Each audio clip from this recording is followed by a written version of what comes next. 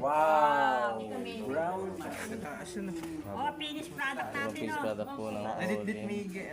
Ganda.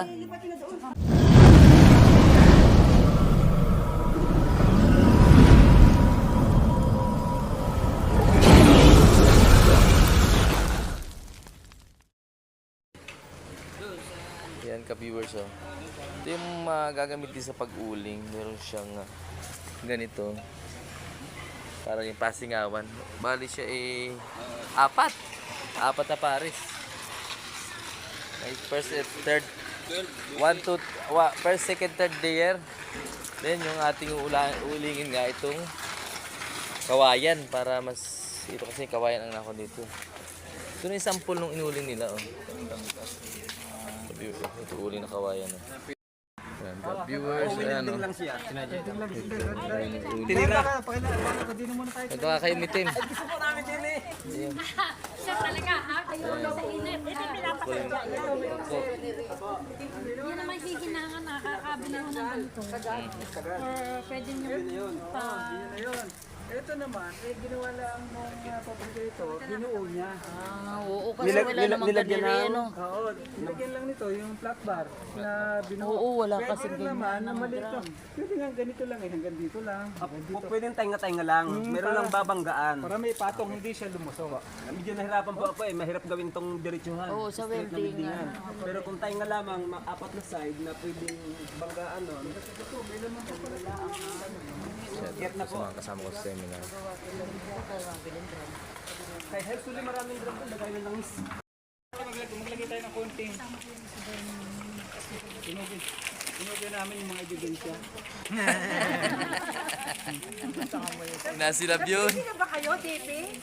Ebidensya. Hindi, mga may nagamit ako pareho, kabilaan eh. Kaya sa ating Israel, hindi na. Yan lang. Yan, sige o. Lalagay natin yan. Okay. Dito lang natin paligid.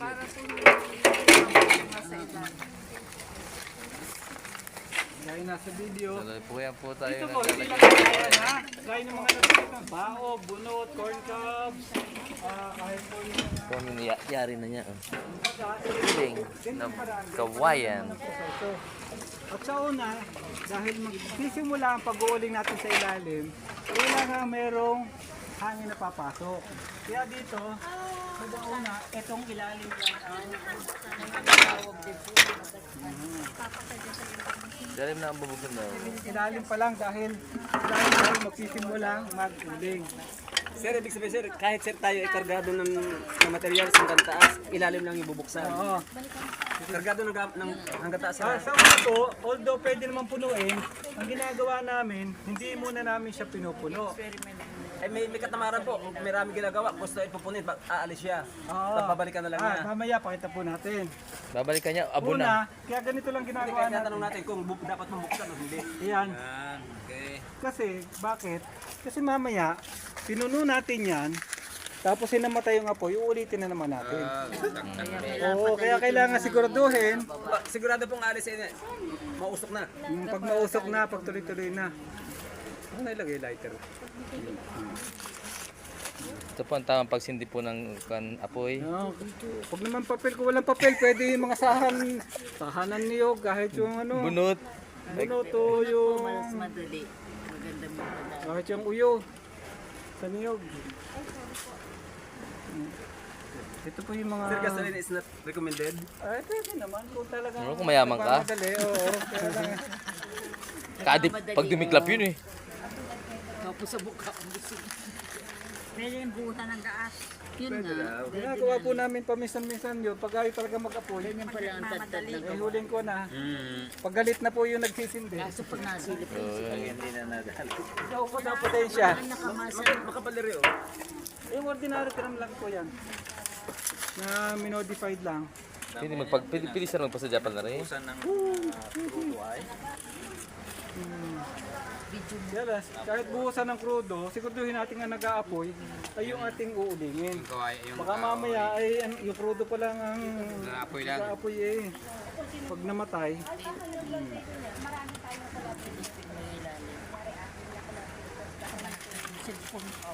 Ayun, huwag nyo ilalaglag ang cellphone. Ay, ganda ulingin yan. Oo. Sabog yan. Kahit pag inilaglag yan, ibig sabihin nahingi na ng kapalit. Yan na po.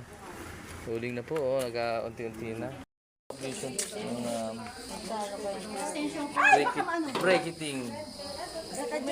Tadyaki, ma'am. As assistance. Sino? Ikaw Oh, ba? ikaw, tadyaki. Yan. Yan, ganun. Kanina. Yung rice hull. Dito po yun natin. Hindi po bayuhan ng pala yan, ha? Tulingan po. Naku ito naman yung ating crusher. Ayan, yan. Ito po. Medyo naman natin hindi pakita na kung paano maandar, ano? Kita naman may tsura. Ayan yung crusher. Binubuo siya ng... Siyempre, may motor. Yan, motor. Motor po. Sa loob nito, dito yung mga talim. Yung talim po nito, at saka ang purpose lang to, Madurog. basagin. Basagin. Pinuhin. At sa ilalim po ay may screen yan. Para may screen natin yung mga papasok dito. Dito naman, habang umaandar po ito, malalaman naman natin kung may mga bato or matitigas o hilaw dahil ang ingay. Dahil hindi siya nababasag, tatama siya sa side maingay. Tapos dito po papasok yung inuling at dito siya lalabas. Lalo na pag ang ating inuling ay bagong galing sa drum, maalikabok. Dahil yung alikabok, anything na may konting singaw yan dito, lalabas. Dahil yung ating inuling, ito yung tuyo, dahil babagong uling, kaya medyo maalikabok po siya. Unlike na medyo matagal na, nag-absorb na ng moisture, siyempre pag inuling natin yun, hindi na siya ganun kaalikabok dahil medyo bata. Yan lang po. So, ito yung pangano mo ng kinagamit na ng panay. Pwede. Bago nga kanina, dito po yung alikabok dito nalabas, kaya po meron nun. Tapos dito lalabas yung ating Dinurog. Dinurog. binubuo siya ng motor. At saka ito yung belt. Yun ang iwasan natin na Hawakan. hawakan. Magilaw-gaw yan. At hindi namin rin sinasuggest pag nag-ooperate tayo na may mga moving parts na nakagwantes o Ay, gupin makalawlaw. Kasi baka mamaya, sumabit. Oo.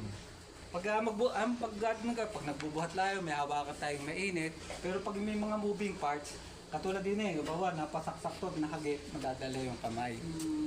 Ayun lang po, titingnan natin kung may laman o wala. At siguraduhin, kung lilinisin natin, pwede na may pasok ang kamay. Siguraduhin lang na Bunot. patay at hindi nakasaksak.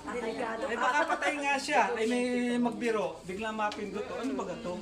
Biglang umandar. Ay kung siya'y hugot, sigurado. Tingnan lang, sabi ko nga, hindi na bali masira ang makina, wag lang ang ating sarili. Kasi ito, kayang-kayang gawin ng tao. Ay pag naputol ang daliri, hindi pwedeng i-welding yan. Hindi pwede rin idikit. Kaya lang sisiguraduhin na walang laman na tulad niyan. Tapos ito lang, on-off switch lagi. Maglalagay tayo ng sample. Kapawain ito. Ayan, nakalipan na po. Nakalipan na.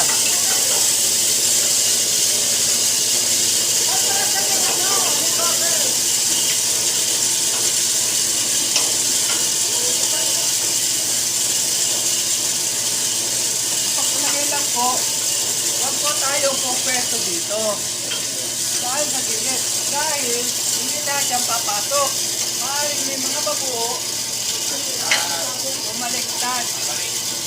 Pag tayo gumagamit to, at possible tayo ay Mas. Dahil nalamit ako. Yan lang, lalagay lang natin yan. Ay, wala sahod. Testing lang sir, testing.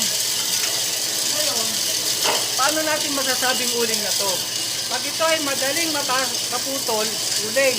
Pag hindi maputol, ilaw. Reject. Reject. Batilaw.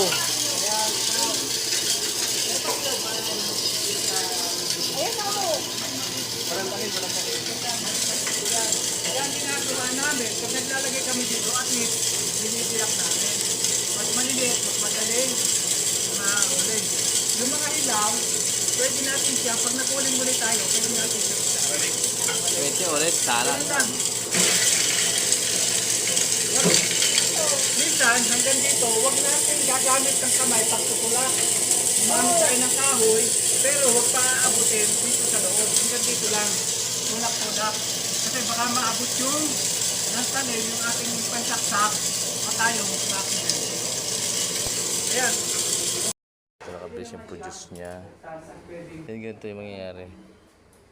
Pag na-assemble yung symbol niya. Nilala ko na siya ka-viewers ng Gaw-Gaw. DIY Gaw-Gaw. Uling ng kawayan. Pwede naman natin siyang isama sa ating compose or ano. Oo, tapos mo lang. Wow. Tatlo! Pot! Hey, tapos, isa lang. Happy. Kailan sa sir piling gamitin? After 3 to 5 days po. 5 days, sir. 3 to 5 days. Sir, paano po? Alin ba pag na... Kasi basa-basa pa rin siya kahit konti. Ah. Kapag direct sunlight after 5 days, sir, pwede. Ito, Bilad rin. tatanggal. Opo. Yung niya, like piston na mahaba may paa. Yan po ay free. Kumbaga, pag itinaas mo, pwede mong hugutin. Tapos pwede yung ilalagay ulit. Pag nasiksikan, wala yan, tatanggal po yung mga piston dito. Ito. Pwede pong hugutin yan. Tapos, para linisin. Pwede, kaya lang, kung saan yan. Ay, doon na lang po nyo lagay. Yung ano. Yung model ng charcoal. Hindi naman mo. Shoutout sa Sharkol. Ayan, pag ganyan. Walang kamoy-amoy po, napakakuan. Pwede nyo na kunin siya ng ganan. Pag may nabasag, ano Basahin. gagawin? Babalik lang. Tapos, sakin uli na lahat ay...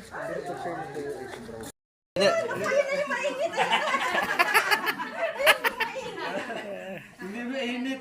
Yung Kailangan init. kong mainit yan. Nasa isip lang yun. Siya nga. Parang parang naglalaro lang. Magaling pala magpalamig yung uling ano. Pag kayo naghahalo, lalo na pag ako naghahalo nito, kahit napaso na ako, hindi ko pinahalata. Oo nga, alam ko naman yun, sir. Sabi, Magpanggap. Sige, magpanggap. pinapapansin nila ko. Ayun ako, sabi sa'yo mo.